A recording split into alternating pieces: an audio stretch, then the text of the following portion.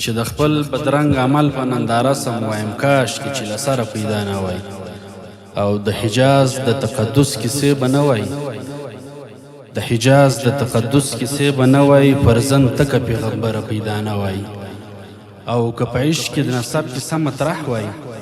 ابراهیم به له آزره پیدا نه وای او طالب جان به تر حجرې پورې محدود وای تکه ملا محمد عمر پیدا نه وای ماشاءالله ډیر ښه طالب جان به تر حجرې پورې محدود وای تکه ملا محمد عمر پیدا نه وای جالب د غزل څخه وړاندې څو بیتونه دي وای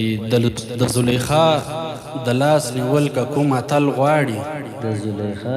د زلیخا د لاس نیول که کوم اتل غواړي زړه هم لمنه د یوسف د څیرېدل غواړي ماشاءالله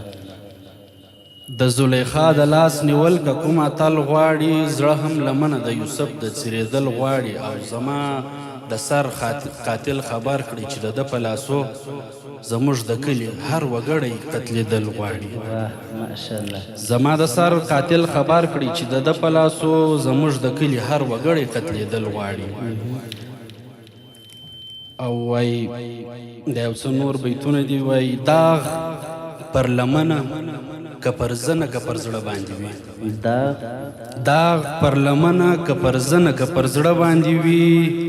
دا څو نښانه په مرور د زمانې پیدا سي داغ پر لمنه که پر زنه که پر زړه باندې وي دا څو نښانه په مرور د زمانې پیدا سي او چې ته نه خدای نه زما عشق د فرشتو عشق دی چې نه ته خدای نه زما عشق د فرشتو عشق دی نو ولې منځ د انسانانو کې معنی پیدا سي او د دې خړ پړ ملنګ کچکول کې ملغلرې ګوره شای په دغو کنډوالو کې خزانې پیدا سي او وای دا چې پر دار او پر انګار باندې ځوانۍ نړېدې پر روان حساب کې ګوره افسانې پیدا سي او ژوند د یو ځایم چې له هر داغ ژوند د یو ځایم چې له هر داغ جلا شرمېږم او یو بیا ته یې غواړي هر خوا آینې پیدا سي او غزل دی وای د جنگ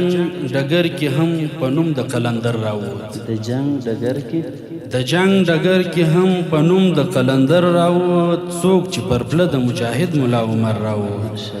او تا خو همالته وبایللی نامرد دشمنه نامرد دشمنه چې یک تنها زما په وړاندې دې لشکر راووت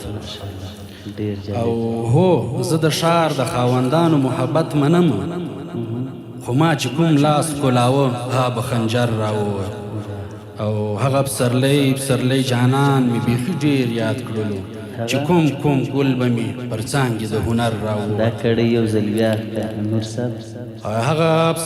پسرلی جانان مې بیخي ډېر یاد کړلو چې کوم ګل به مې پر څانګې د هنر راووت